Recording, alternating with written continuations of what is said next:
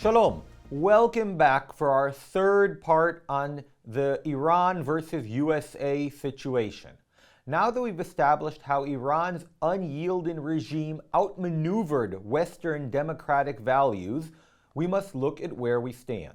In the first breakdown, we saw how Iran used strict unity, lawlessness, and religious fervor to push for an incredibly favorable regional agreement. While our second breakdown revealed how political discord in America and Israel's sensitive civilian home front exposed severe democratic vulnerabilities. Today we're diving into the messy reality of what happens next. Could there be a fatal flaw to Iranian power? When you stubbornly hold on, you might lose the ability to stop at the right moment. Could it be that this exaggerated sense of power and the victory celebrations that Iran is going through now will cause them to miss an agreement or to break it? Maybe Trump is relying precisely on this. Maybe he needs another month or two to wrap up the FIFA World Cup and all the other things happening in the United States.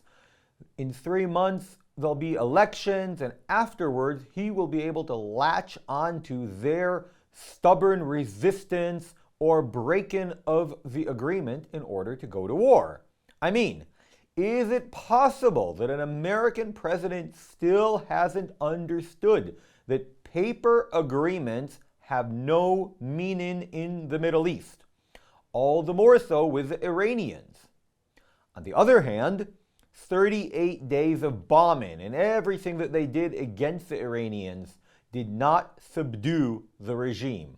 They did not manage to bring it to its knees. So how many more days are needed to continue the war for them to surrender?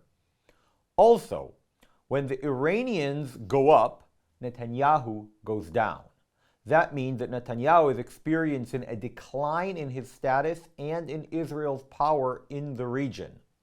Therefore, we in Israel may have no choice but to accept what the Americans decide for us, which is also part of the fact that, unlike what the anti-Semites say, the exact opposite of what they say, in fact, we, Israel, are in the American pocket.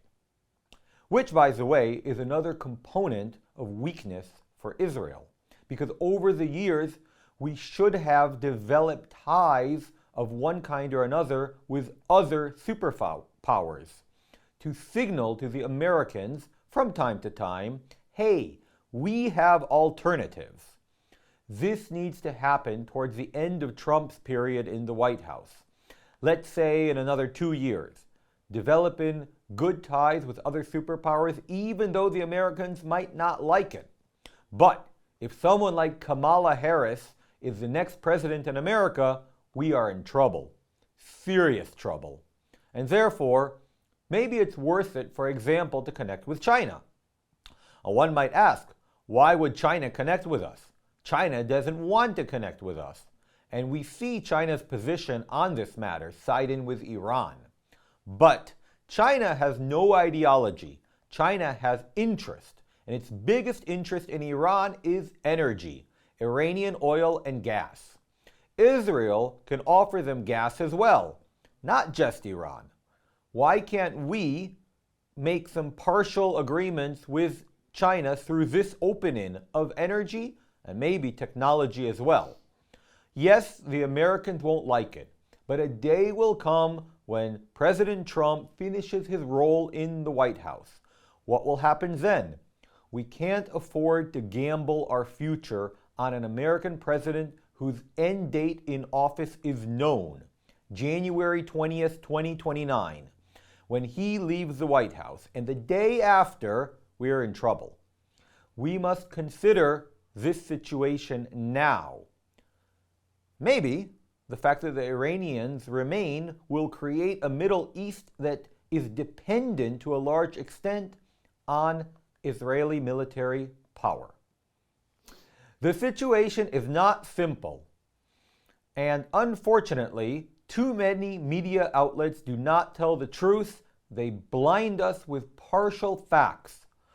The partial facts are the military successes, and the military successes were very, very impressive regarding Iran. I'm not reducing their importance one iota. But our Achilles heel is the civilian home front. What can we do? Because we are a democratic country and we would not want to be a dictatorship.